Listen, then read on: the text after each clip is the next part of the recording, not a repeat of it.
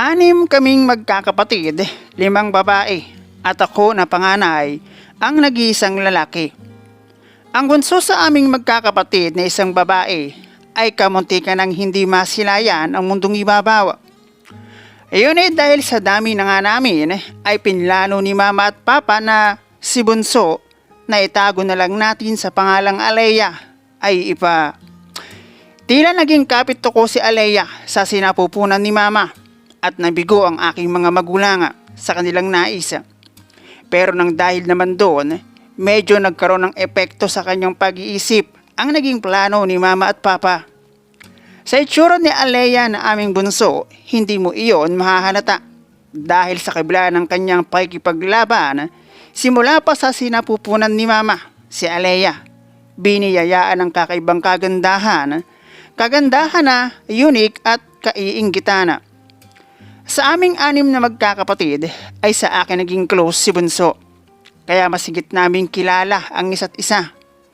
Pareho sa aming magulang ay may trabaho, kaya madalas wala sila sa bahay.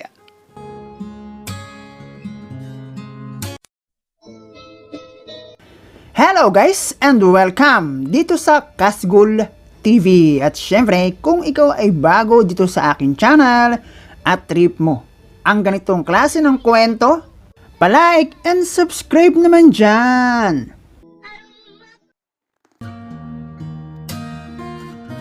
Tawagin mo na lang ako sa pangalang Junie, 43 years old. May 3 anak, 2 sa una at 1 sa aking live-in partner na isang guro. Pareho sa aming magulang ay merong hanap buhay nang ako ay magkaisip. At kapag walang pasok sa school, ako ang nagiging tigapag-alaga sa aking mga kapatid. Bilang isang panganay ay nakita ko sa aking mga magulang kung paano nila minahalang isa't isa. At ang isang patunay, kahit pareho silang busy at may kanya-kanyang trabaho na pinagkakaabalahan, ay nagawa pa rin nila akong bigyan ng 5 kapatid. Na ang isa at bunso nga sa amin ay medyo hindi nila napaghandaan. At kung medyo naging mahina lamang ang kapit, malamang ay 5 kaming magkakapatid. Ang tahanan ng aming pamilya ay medyo may kalayuan sa ibang kabahayan. Sabihin na lang natin na kapag umaga ay isa ang aming pamilya sa may magandang view habang nagkakape. Dahil hindi pa galon ka-develop ang lugar namin. Kahit ngayon, naisa na lamang ang naiiwang buhay sa aming mga magulang. Fresh air and green leafy pa rin ang paligid kapag umaga. Sa tulong ng hanap buhay meron ang aming mga magulang, lahat naman kaming magkakapatid nakatapos ng high school. At bilang panganay, na madalas may iwan at kasama ng bunso naming si Alea, ay naging challenging ang aking pagiging panganay. Lalo na noong babago pa siyang nag-aaral, na ako ang siyang nag-aasikaso dahil si mama at papa nasa trabaho. Sa bawat pagsilang ng aking magiging kapatid, sa halip na si papa ang maging katuwang ni mama, ay hindi. Dahil kahit para kay mama, priority pa rin ang trabaho. Meron naman kaming lolo at lola na tanaw mula sa bintana ng aming tahanan, pero iba pa rin kapag mismong kapisan sa bahay. Kahit hindi obligado, kapag nakikita mong kailangan ng tulong, mapapakilos ka na lang. Nasubok rin ng pasensya ang aking pagiging panganay sa pagkakaroon ko ng 5 nakababatang kapatid na puro babae. Kung minsan kahit akin ang kinasanayan, dahil magkaiba ng kasarian, ay talagang hindi ko sila maintindihan. Lahat kaming unang 5 na magkakapatid, ang alam ay talagang 5 lamang kami. At nagpasya na ang aming mga magulang na huminto na sa paggawa. Dahil kahit parehong may trabaho ang aming mga magulang, ay ramdam nila na kapos ang kanilang kinikita at hindi makapag-ipon. Dahil sa sinapupunan pa lang ni mama ay naging matatag na si Alea, ay hindi na nila naitago pa sa amin ang pag-usbong ng tiyan ni Mama para sa bunso namin na pinangalanan nga nilang Alea. Madalas sabihin sa amin ni Mama at Papa na blessing ang pagdating ni Alea at ang dahilan, nalaman namin noong may isip na si Alea.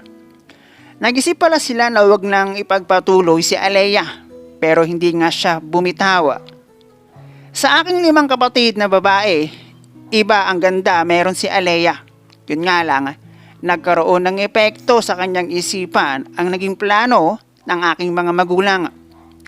Hindi naman palagi at para ba siyang sumpong at lahat ng iyon ay aking nakita at naranasan dahil ako ang madalas kasama at nag-aalaga kay Alea. Dahil naman doon ay naging close sa akin si Alea at nagagawa ko siyang pakalmahin sa kabila ng kanyang mga pagmamartikulo. Katulad ng mga normal na estudyante, hindi namin in-special ng paaralan si Bunso, lalo't habang tumatagal naman at nasasanay siya sa maraming tao ay nagbabago naman ang kanyang ugali. Hindi nga lang mawala sa kanya ang pagiging tulala at para bang may malalim na iniisip.